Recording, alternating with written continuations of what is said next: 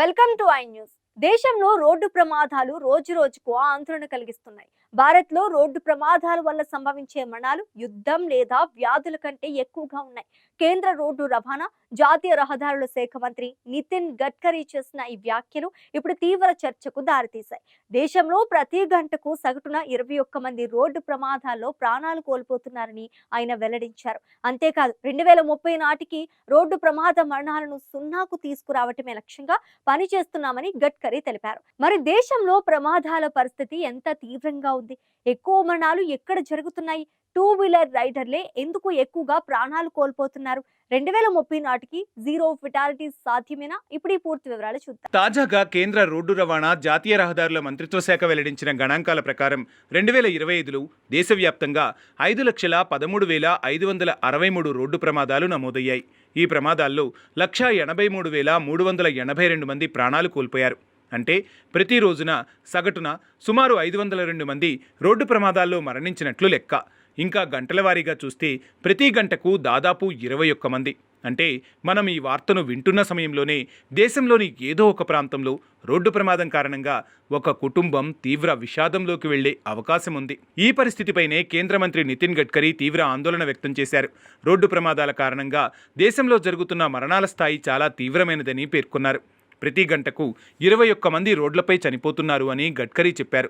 Road ప్రమాదాల వల్ల దేశ ఆర్థిక వ్యవస్థకు కూడా భారీ నష్టం జరుగుతోందని తెలిపారు. రోడ్డు ప్రమాదాల వల్ల దేశ జీడీపీలో దాదాపు 3% మేర ఆర్థిక నష్టం జరుగుతోందని గడ్కరీ పేర్కొన్నారు.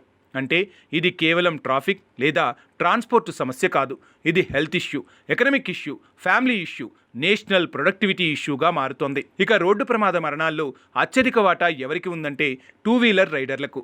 2025లో మొత్తం రోడ్డు ప్రమాద మరణాల్లో టూ వీలర్ వినియోగదారుల వాటా 46.2%గా ఉందని గడ్కరీ తెలిపారు. అంటే దాదాపు ప్రతి ఇద్దరు రోడ్డు ప్రమాద బాధితుల్లో ఒకరు టూ వీలర్ యూజర్. దీనికి ప్రధాన కారణాల్లో ఒకటి హెల్మెట్ వినియోగం లేకపోవడం. 2025లోనే హెల్మెట్ ధరించకపోవడం కారణంగా 54,132 మంది ప్రాణాలు కోల్పోయారని గడ్కరీ వెల్లడించారు. అందుకే బైకు నడిపే ప్రతి ఒక్కరూ హెల్మెట్ తప్పనిసరిగా ధరించాలని ప్రభుత్వం పదే పదే చెబుతోంది. టూ వీలర్ రైడర్ల తర్వాత పాదచారులు కూడా ప్రమాదానికి ఎక్కువగా గురవుతున్నారు. 2025లో మొత్తం రోడ్డు ప్రమాద మరణాల్లో పాదచారుల వాటా 20.6%గా నమోదైంది. అంటే రోడ్డుపై వాహనం నడిపేవాళ్లే కాదు, రోడ్డుపై నడిచే వ్యక్తి కూడా తీవ్ర ప్రమాదంలో ఉన్నాడు. దీనికి కారణం ఫుట్పాత్ల కొరత, సరైన పెడిస్ట్రియన్ క్రాసింగ్స్ లేకపోవడం, వేగంగా వెళ్లే వాహనాలు, రాత్రివేళ విజిబిలిటీ తక్కువగా ఉండటం, ఇలాంటి అనేక అంశాలు. అందుకే రోడ్డు భద్రత అంటే కేవలం డ్రైవర్ను నియంత్రించడం కాదు, రోడ్ డిజైన్ కూడా అంతే ముఖ్యం. గడ్కరీ మరో ముఖ్యమైన అంశాన్ని ప్రస్తావించారు. దేశంలో కొన్ని రోడ్డు ప్రాంతాల్లో పదే పదే ప్రమాదాలు జరుగుతున్నాయి. వాటినే సాధారణంగా యాక్సిడెంట్ బ్లాక్ స్పాట్స్గా గుర్తిస్తారు. ఈ ప్రమాదకర ప్రాంతాలను తొలగించడానికి ప్రభుత్వం దాదాపు 40,000 కోట్లను ఖర్చు చేస్తుందని గడ్కరీ తెలిపారు. అంతేకాకుండా దేశవ్యాప్తంగా ప్రమాదాలు ఎక్కువగా నమోదవుతున్న 100 జిల్లాలను గుర్తించి అక్కడ టార్గెట్ ఇంటర్వెన్షన్స్ చేపడుతున్నట్లు చెప్పారు. అంటే ప్రమాదం జరిగిన తర్వాత స్పందించడం కాకుండా ప్రమాదం జరిగే అవకాశం లేకుండా రోడ్లను రీడిజైన్ చేయడం ప్రభుత్వ వ్యూహంలో కీలకంగా మారుతోంది. రోడ్డు ప్రమాదాలను తగ్గించడానికి ప్రభుత్వం ప్రధానంగా 3 అంశాలపై దృష్టి సారిస్తోంది. మొదటిది రోడ్ ఇంజనీరింగ్. రోడ్లు సురక్షితంగా ఉండేలా డిజైన్ చేయడం, ప్రమాదకర మలుపులు, బ్లాక్ స్పాట్స్, అసురక్షిత జంక్షన్స్ వీటిని సరిచేయడం. 2 వెహికల్ సేఫ్టీ. వాహనాల్లో సేఫ్టీ స్టాండర్డ్స్ను మెరుగుపరచడం.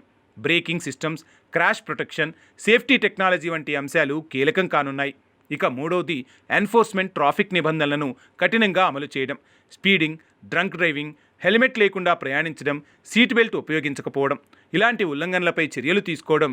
గడ్కరీ కూడా ఇంజనీరింగ్, ఆటోమొబైల్ సేఫ్టీ, ఎన్ఫోర్స్మెంట్పై ప్రత్యేకంగా దృష్టి సారించాల్సిన అవసరాన్ని నొక్కి చెప్పారు.